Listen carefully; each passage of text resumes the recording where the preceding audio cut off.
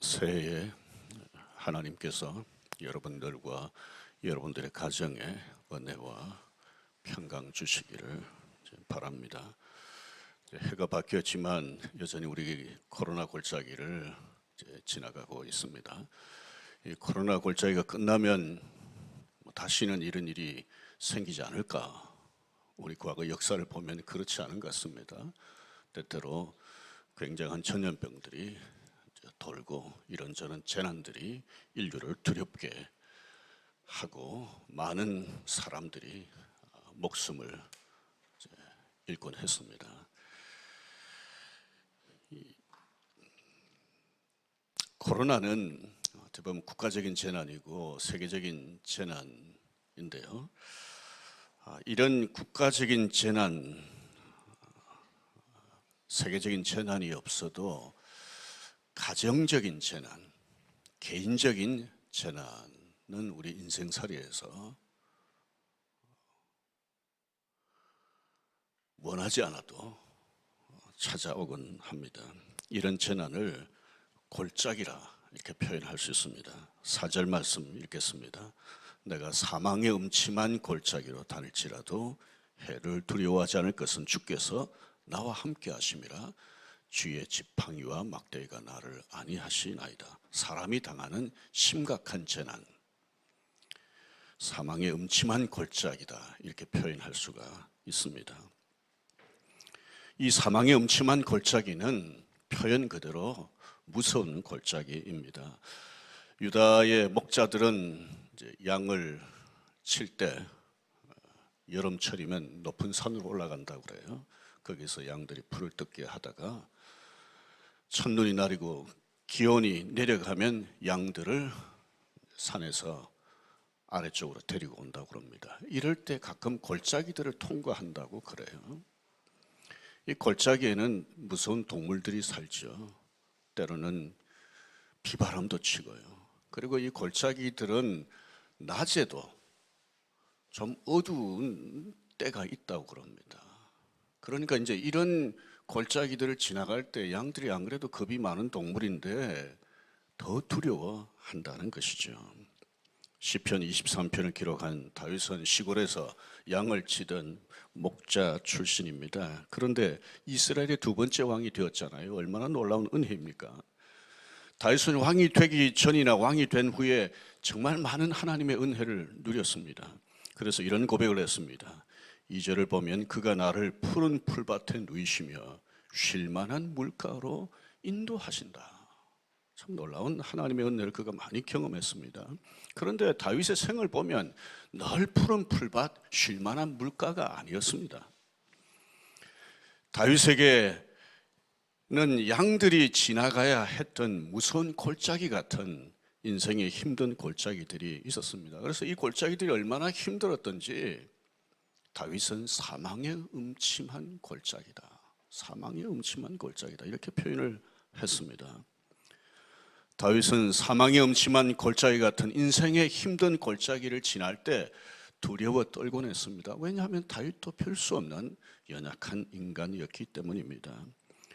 우리 인생길을 되돌아봐도 푸른 풀밭, 쉴만한 물가 같은 때가 있지 않아요? 그런데 또 우리 인생길을 돌아보면 사망의 음침한 골짜기 같이 힘들고 두려운 골짜기들도 있었을 겁니다. 하는 일이 잘 안 되고 육체의 병이 들고 사람들과의 관계가 힘들어지고 사랑하는 사람들과 헤어지기도 하고 사랑하는 가족이 힘든 처지에 놓인 것을 보면 참 마음이 힘들죠. 자녀들이 힘든 시간을 보내는 것을 보면 부모로서 참 마음이 아픕니다. 우리 인생에게는 원하지 않아도 고통의 골짜기, 외로운 골짜기, 눈물의 골짜기들이 있습니다. 지난 한 해 동안에 우리 많은 골짜기들을 지나왔지만 코로나 골짜기를 지나왔습니다. 우리 인생살이를 보면 어떤 사람들은 저 사람은 별로 힘든 일이 없는 것 같이 보인다. 이럴 때가 있어요. 그런데 몰라서 그렇죠. 이 일 아니면 저 일, 저 일 아니면 이 일. 이런 골짜기 아니면 저런 골짜기, 저런 골짜기 아니면 이런 골짜기, 인생의 힘든 골짜기들이 많습니다. 이런 골짜기들을 지날 때 우리는 겁 많은 양처럼 두려워할 수밖에 없습니다. 우리는 왜냐하면 연약한 인간이기 때문에 그렇습니다.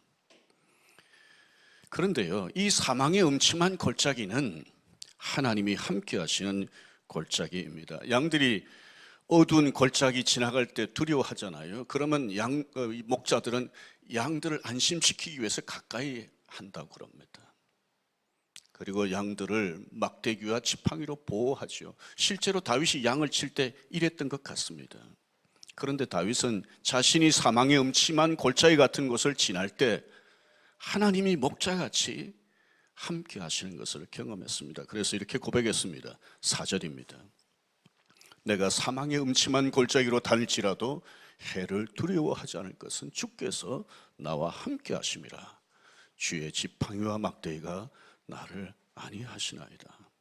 다윗은 믿음의 눈으로 인생의 목자이신 하나님이 자신이 힘들고 두려운 인생의 골짜기를 지날 때 함께 하시는 것을 보면서 지나갔습니다. 어떤 사람이 예수를 믿으면 그때부터 혼자가 아닙니다. 다른 사람들이 보기에는 저 사람 혼자 외롭게 인생길을 걸어가는 것 같아 이렇게 생각할지 모르지만 결코 혼자가 아닙니다. 왜 그렇습니까? 하나님이 함께 하시기 때문에 그렇습니다. 종교의 역자 루트는 임종을 앞두고 시편 23편을 암송을 했는데 그 중에 4절을 되풀이 암송을 했다고 합니다. 내가 사망의 음침한 골짜기로 다닐지라도 해를 두려워하지 않을 것은 주께서 나와 함께 하심이라. 하나님은 푸른 불밭 쉴 만한 물가로 우리가 걸어갈 때만 함께 하시는 분이 아닙니다. 험하고 두려운 골짜기에서도 함께 하십니다. 죽는 순간에도 함께 하십니다. 하나님은 우리에게 이런 약속은 하지 않으셨습니다. 너희가 결단코 사망의 음침한 골짜기 같은 곳은 지나지 않게 될 것이다. 이런 약속하지 않으셨습니다. 그런데 사망의 음침한 골짜기 같은 곳을 지날 때 약속하신 것이 있습니다. 내가 함께 한다. 내가 함께 한다는 것입니다. 때로 하나님이 멀리 계시는 것 같이 느껴질 때가 있습니다. 정말 하나님이 숨어 계시는 것처럼 느껴질 때가 있습니다.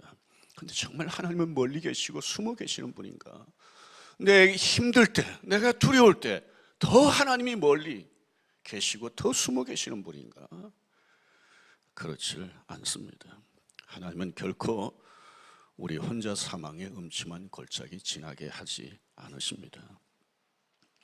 오늘 제가 목회자 코너에 모래 위에 발자국이라는 글을 옮겨 놓았습니다. 많이 알려진 이야기인데요. 어떤 사람이 꿈을 꾸었습니다. 수평선이 보이는 모래밭 위를 걷는 꿈이었습니다. 그 모래길은 자신의 지난 인생을 보여주고 있었습니다. 그 모래 위에 두 사람의 발자국이 선명하게 찍혀 있었습니다. 하나는 자신의 것이고 하나는 자신과 함께 하시는 주님의 발자국이었습니다. 그런데 그가 지난 인생길을 되돌아보니까 자신의 가장 힘든 때, 고통스러운 때, 두려웠던 때, 그때는 발자국이 한 짝밖에 없는 거예요. 한 사람의 발자국밖에 없는 거예요. 그때 이 사람이 이렇게 생각한 거예요. 내가 그때 힘들 그 시기에 주님은 왜 나를 떠나셨던가? 그래서 주님께 물었습니다. 주님, 저와 영원히 함께 하시겠다고 약속하셨지 않습니까? 그런데 내가 힘든 지난 세월을 보니까 그때는 발자국이 하나밖에 없네요. 내 발자국 하나만 있고 주님은 안 계신 것 같습니다. 주님 그때 어디 계셨습니까? 그때 주님께서 대답하셨습니다. 얘야, 나는 너를 정말 사랑한다. 그리고 나는 너를 한 번도 떠나본 적이 없다. 너가 힘들 때, 두려울 때, 외로울 때 너를 떠나본 적이 없다. 너가 본 한 사람의 발자국은 너의 발자국이 아니라 내 발자국이다. 발자국이 하나인 것은 너가 힘든 그때 내가 너를 업고 갔기 때문이다. 아이들이 어두운 골목길이나 위험한 건널목을 건널 때 부모들이 어떻게 합니까? 손을 꼭 잡고 가죠. 때로는 업고 가기도 하고요. 하나님이 그러신 분입니다. 우리 인생길을 지날 때 우리가 두려워하면 더 가까이 계시고 우리가 아주 힘들면 업고 가시는 그런 분이십니다. 이런 하나님을 믿음의 눈으로 보면서 인생의 골짜기, 힘들고 두려운 골짜기 걸어가는 것이 필요합니다. 그런데 여기 아무리 두려운 사망의 음침한 골짜기라도 이 골짜기는 통과하는 골짜기입니다. 목자가 양들을 인도할 때 산에서 내려와서 골짜기로 데리고 갈 때 그리로 데려가는 목적이 뭡니까? 그냥 골짜기로 몰아넣어서 거기서 죽게 하려고, 짐승의 밥이 되게 하려고 그렇게 하는 것인가요? 그거 아니지 않습니까? 그 골짜기로 데리고 가는 이유는 그 골짜기 통과하면 그 다음에 푸른 풀밭이 있기 때문에 그곳으로 인도하기 위해서 목자가 양들을 이렇게 인도하는 것이죠. 그러니까 무서운 골짜기는 동굴같이 끝이 막힌 골짜기가 아니라 통과하는 터널 같은 것이다 라고 할 수 있습니다. 아무리 무서운 골짜기라도 그 골짜기는 통과하는 골짜기입니다. 다윗도 이것을 경험했습니다. 왕으로 기름 부음 받았지만 금방 왕이 되지 못했잖아요. 정말 고생 많이 했습니다. 보통 고생이 아닙니다. 죽을 고생을 그야말로 여러 번 했습니다. 하지만 그는 마침내 왕이 되었습니다. 그가 경험한 무서운 인생의 골짜기들은 끝이 막힌 동굴 같은 것이 아니라 통과하는 터널 같은 것이었습니다. 지나가는 것이었습니다. 그래서 그는 이렇게 고백했습니다. 1절에 여호와는 나의 목자시니 내게 부족함이 없다고 그랬습니다.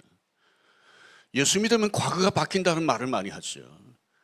정말 과거가 바뀝니까? 과거는 그대로 있습니다. 그런데 과거를 보는 눈이 달라지는 거예요.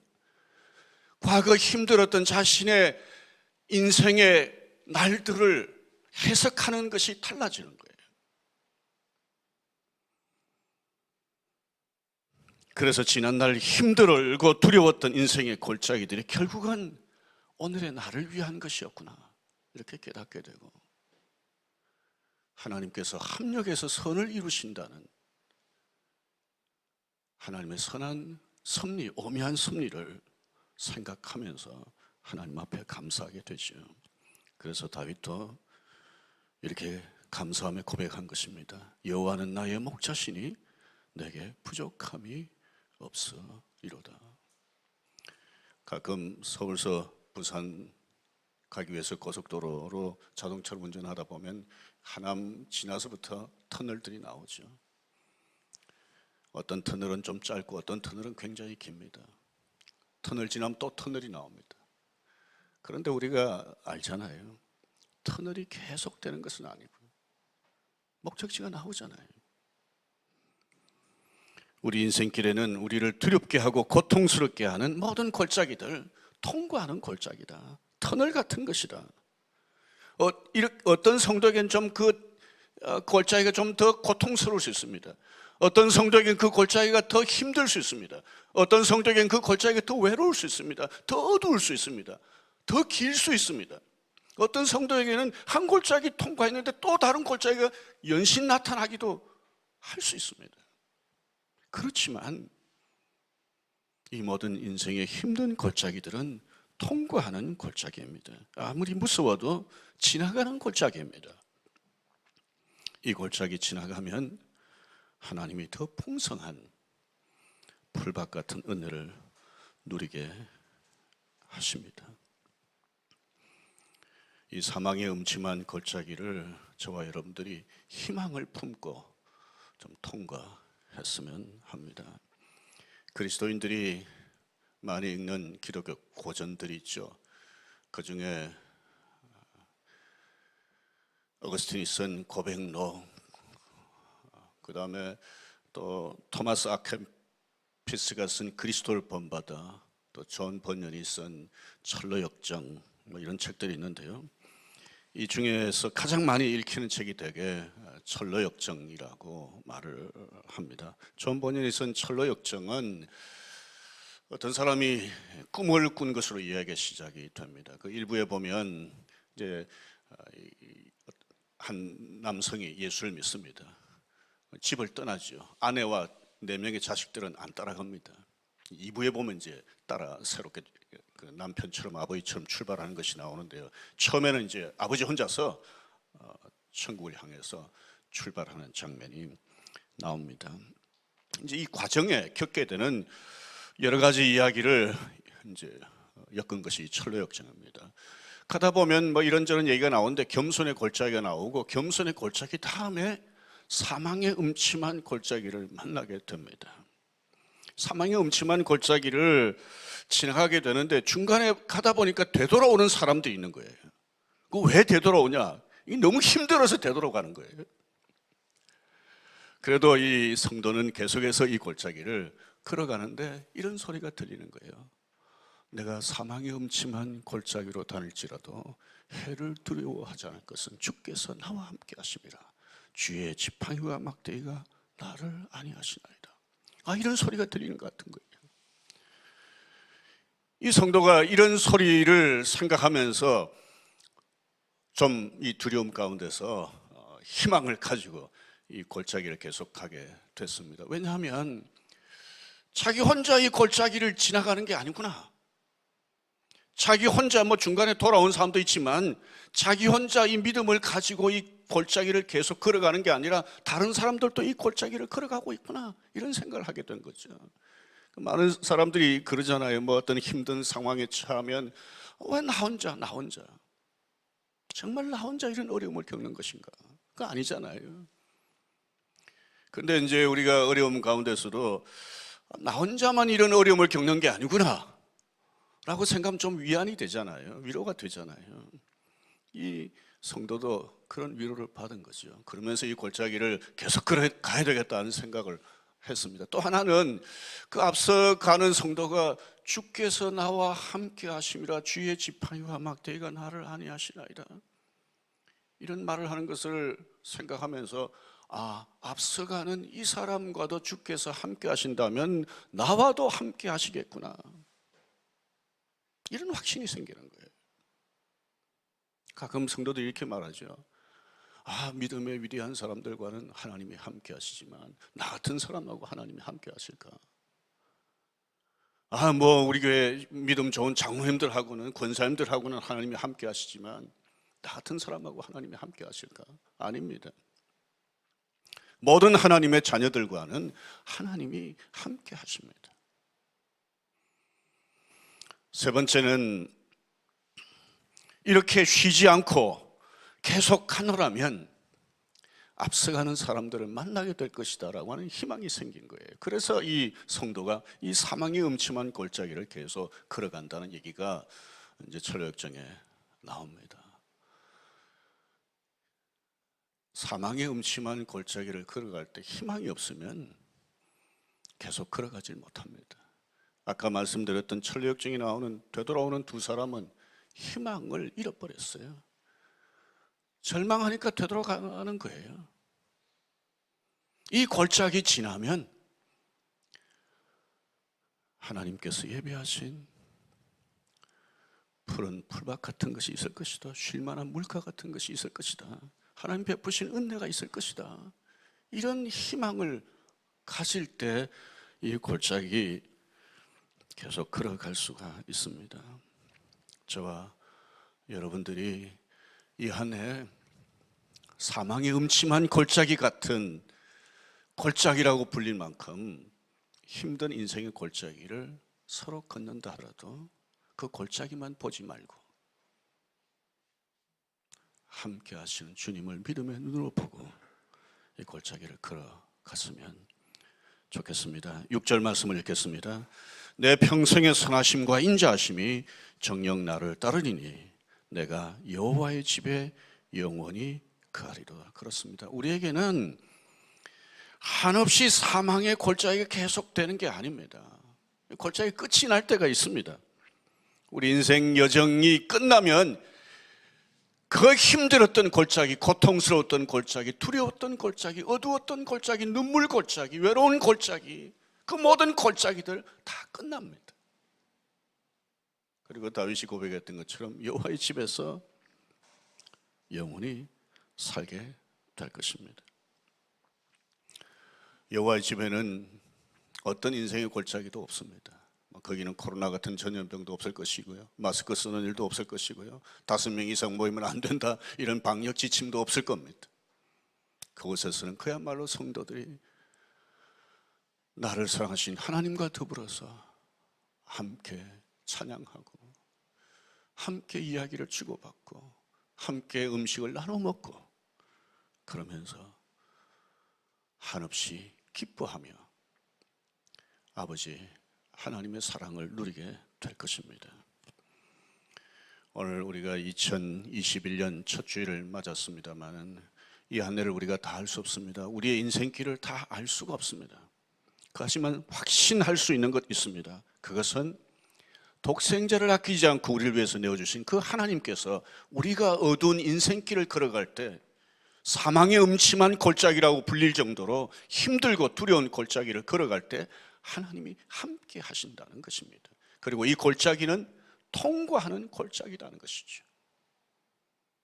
그리고 이 골짜기 통과하면 하나님께서 우리에게 더 복된 하나님이 베푸신 상을 누리게 하실 것이다 라고 하는 확신을 가지고 살아가는 저와 여러분들이 되었으면 좋겠습니다.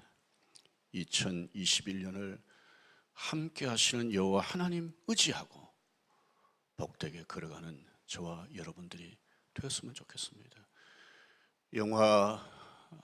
어떤 영화를 보면 이스라엘 백성의 지도자 모세와 아내 시보라가 이제 결혼 서약을 하는 것이 나오는데요, 서약한 후에 시보라가 남편 모세에게 이렇게 얘기를 합니다.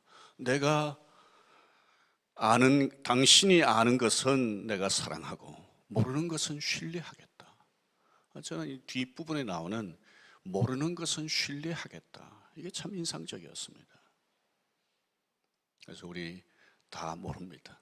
다 모르지만 우리 인생길을 지금까지 인도하신 하나님, 나와 함께 하신 선한 목자신 이 하나님을 신뢰하면서 2021년을 믿음으로 살아가는 복되게 살아가는 저와 여러분들이 되기를 주님의 이름으로 축원합니다.